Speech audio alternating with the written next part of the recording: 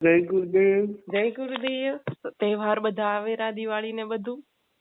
હા જે આપણે સંસારી માણસને લક્ષ્મીની તો કૃપા ખપે જ, હવે તેની વિશેષ કૃપા મેળવવા આપણાથી કઈ કરી શકાય?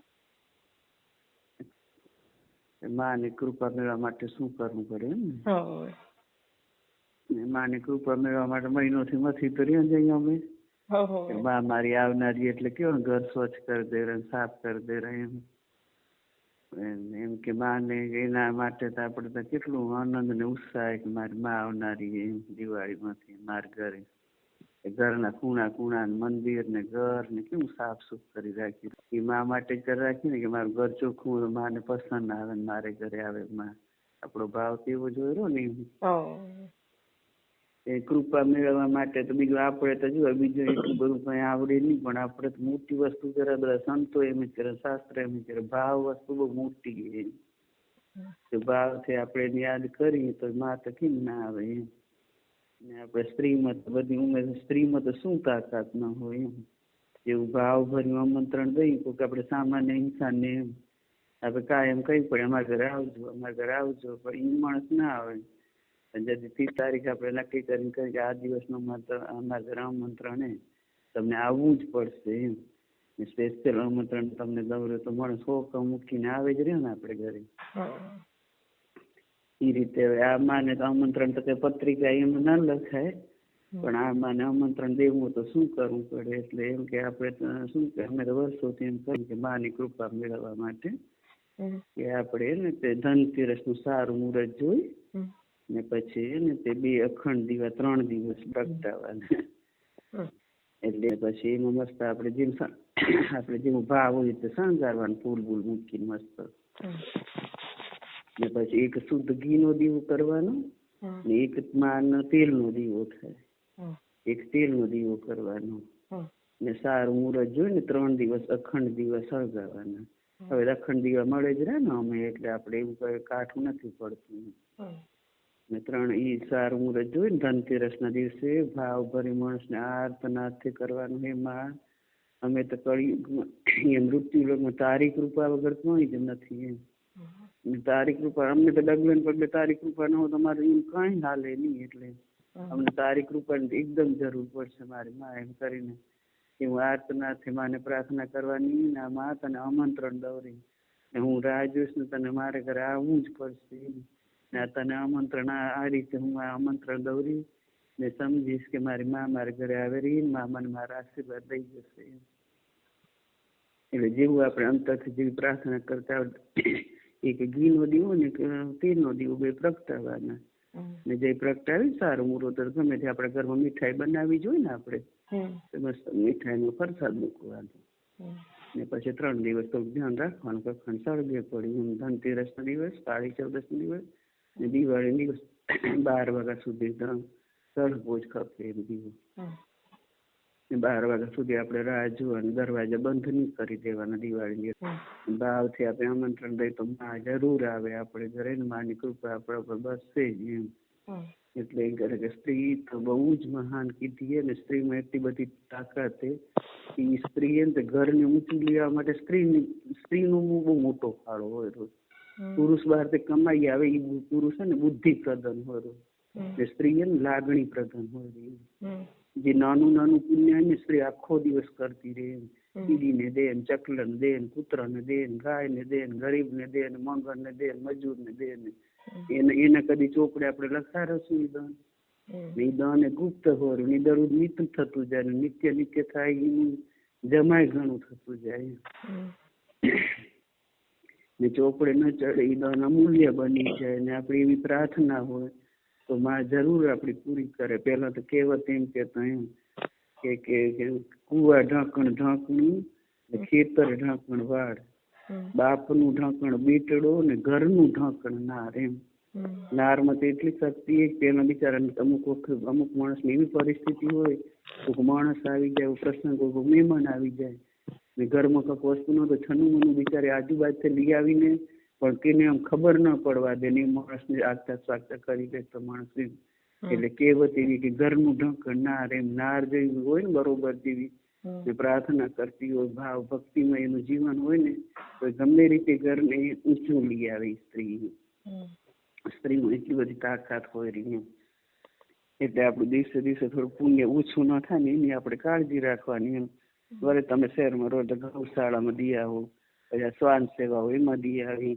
સ્ત્રીને એ આપણે સમજણ રાખવાની કે આપણે દિવસે દિવસે કેમ પુણ્ય વધે. માની કૃપા તો મળે જ આપણે, ને માને આમંત્રણ દેશું એટલે મા તો જરૂર જ આવશે. પણ આપણે થોડું થોડું ભેગું માની કૃપા હોય ને આપણો પુરુષાર્થ હોય, આપણું પુણ્ય હોય તો જરૂર આપણું કઈક નબળા દિવસ હોય, કઈ સબળા દિવસ હોય, પણ એક દિવસ આપણે ઘરે જરૂર માં ભગવતી લક્ષ્મીની કૃપા થાય ને થાય માણસની ઉપર. એમ કે આપણી જેવી ભાવના હોય, પ્રાર્થના હોય તો જરૂર કૃપા કરે. એટલે અમે પેલા સાંભળવા જતા ને વાણિયા સાધુ એમ કેતા હતા એમ કે લક્ષ્મીના ધર્મમાં પુણ્ય કરવાનું બહુ જ સંતો કે પુણ્ય કરો તમે. એમ કે લક્ષ્મી તો પુણ્યના પ્રતાપથી જ આવશે એમ. એટલે વાણિયા જુદો આજ કેટલા ગર્ભ છે એમાં થોડે સંતોએ પુણ્યનું બહુ જ સમજાવે પુણ્ય વિશે. એમ કેતા કે જો લક્ષ્મી એમ છે કે બુદ્ધિથી આવતી હોય તો પંડિતોને ઘરે કાં નથી એમ કેતા એમ. લક્ષ્મી જો એમ કે મહેનતથી આવતી હોય તો મજૂરોને ઘરે કેમ નથી એમ. લક્ષ્મી તો પુણ્યથી જ આવે એમ. એટલે આપણે એવું નથી કે ઘણા બધા રૂપિયા હોય તો જ પુણ્ય થઈએ કે એમ. આપણે તમે મીઠું સ્મિત દેશો ને હા તો એ પુણ્ય બની જાય કે હમણાં માણસને કેટલો આનંદ આવે એમ.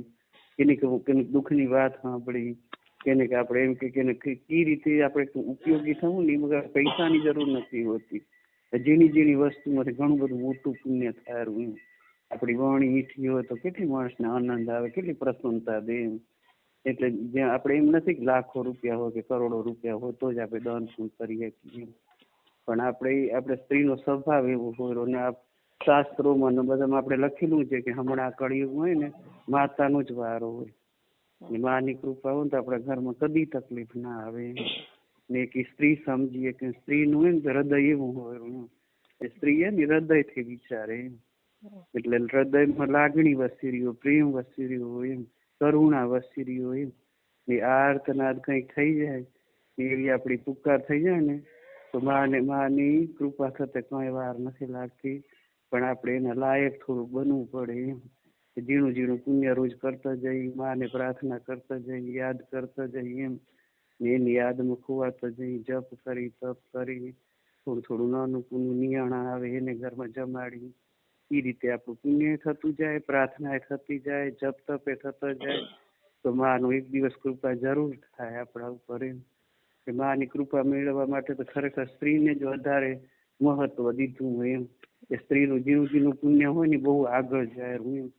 એટલા માટે સ્ત્રી તો ઘરમાં જો પુરુષને તો આખો દિવસ બહાર જવાનું હોય કે જમવાનું બીજું ત્રીજું થાય, સ્ત્રી તો આખો દિવસ ઘરમાં જ હોય. એટલે એના વિચારે શુદ્ધ હોય રહ્યા, એનું ભોજન શુદ્ધ હોય રહ્યું, એની ભાવના એ શુદ્ધ હોય રહી. એટલે ઈ પુકારે ને પરમાત્માને ઘર સુધી જરૂર પહોંચી જાય રહી. એમાં કોઈ બે મત નથી એમ. પણ આપણી પ્રાર્થનામાં પુકારમાં એવો દમ હોવો જોઈએ કે માના ઘર સુધી પહોંચી જાય. ને માતા તત્વ રૂપે તો આપણે જોડે જ રહી જઈએ ને. એને કઈ દેશ વિદેશથી આવું નથી કે લોક પરલોકથી આવું નથી. એ તત્વ રૂપે ચરાચરમાં વસી રહી, એને ખાલી પ્રગટ થવું. એટલે આપણે જ્યોત રૂપે પ્રગટ કરીને માને કહેવાનું કે મા તું આ પ્રગટ કરીને એમાં માને આપણે એના દર્શન કરવાના કે માનું પૂજન કર્યું, માં અહીંયા હતી તું પણ આ પ્રગટ થઈ ગઈ હવે. એટલે એ પ્રગટ થઈને તું આવીને હવે મને આશીર્વાદ દઈને જજે એમ કરીને. એવો આશીર્વાદ દેજે કે સુખ બની રહે, સંપત્તિ બની રહે, પણ અખંડ સૌભાગ્યવતી હું બની રહું એમ. એવો આશીર્વાદ દઈને દેજે.